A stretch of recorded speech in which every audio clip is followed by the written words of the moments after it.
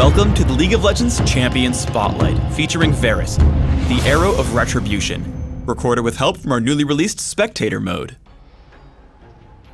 Varus is a mix of a physical ranged carry and caster, adept at whittling down individual targets or assassinating them from afar. Utilizing his mix of persistent and burst damage, Varus is an exceptional addition to any team composition. Varus' passive is Living Vengeance. Every time Varus kills a minion or monster, he gains attack speed for a few seconds. If he kills or assists in the kill of an enemy champion, he gains more attack speed for an even longer duration. Piercing Arrow charges up and then fires a powerful shot that damages all enemies it hits in a line, dealing reduced damage as it passes through more targets. On the first cast of Piercing Arrow, Varus begins drawing back his bow, slowing him and removing his ability to attack. When cast a second time, he fires with bonus damage and bonus range based on how long he was channeling. If you use smart casting, holding down the button will begin the charge and letting go will fire. Silencing or stunning Varus will put the spell on cooldown without firing. If Varus waits too long to fire, the spell goes on cooldown and refunds part of the mana cost. Blighted Quiver passively gives Varus his basic attacks bonus magic damage. They also apply stacks of Blight up to a cap. When any of Varus' active abilities hit an enemy, these stacks explode, dealing damage based on the target's maximum health. Hail of Arrows fires arrows into an area, damaging all enemies they hit. For the next few seconds, enemies in that area are slowed and receive reduced healing. Varus' ultimate is Chain of Corruption.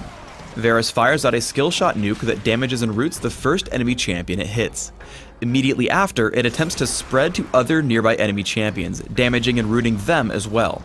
Every time Chain of Corruption spreads, it searches again for new targets, but will never hit a champion more than once. Varus functions exceptionally well in mid lane.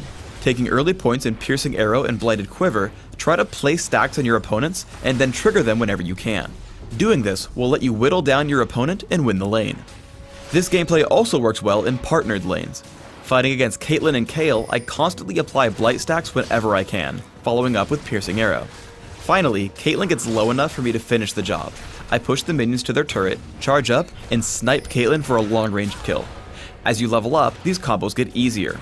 Once you reach enough Blight stacks, lock your target down with Chain of Corruption and keep attacking. Toss out Hail of Arrows for the slow as soon as the route ends, and finish off your target with a quickly fired Piercing Arrow. With proper vision, Piercing Arrow can steal important kills from your enemies. I walk across Rise trying to kill the Ancient Golem. After dropping a Sight Ward in the brush, I back off and charge Piercing Arrow. Once I see him start to burst it down for the kill, I shoot off the arrow, stealing away the golem completely out of range for a counterattack. Flash plus Chain of Corruption lets you pick off running enemies. Basic attacks followed by Piercing Arrow pick up a quick kill. Varus is exceptionally fast at killing Baron Nashor or the dragon. Fire Piercing Arrow immediately after getting 3 Blight stacks. If you time it right, Hail of Arrows can actually trigger 4 stacks. Launch it after reaching 3 and land a basic attack while it's falling. Hail of Arrows will constantly trigger Blight stacks as it hits an enemy, giving you a 4th. In the ensuing team fight, I resort to hitting the tanks first, but save Chain of Corruption until it can spread. Once a Mumu gets pulled away, I target Udyr. I switch focus to him and the corruption spreads to Rise and then the enemy Varus. We take down 4 enemy champions in sequence with no hope for any of them to escape. Varus' long range makes him great at defending capture points in Dominion. As Dr. Mundo and Alistar begin capturing the Boneyard, I charge up Piercing Arrow and interrupt them both. I walk out of range after they stop capturing, but once they turn back in, I head in again for Hail of Arrows. Again, they turn to fight me, so I retreat and charge another Piercing Arrow. Alistar starts another capture, and again I stop him. Fiora and I then enter in to stop them once more. Fiora falls, but I turn to Dr. Mundo, taking him down by stacking Blight and triggering Piercing Arrow.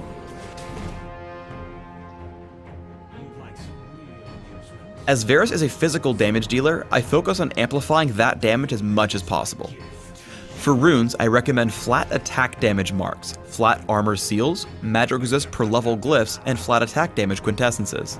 For masteries, I recommend 22-1-7, taking all the physical damage increasing masteries in offense, mana regeneration in utility, and improving my summoner spells.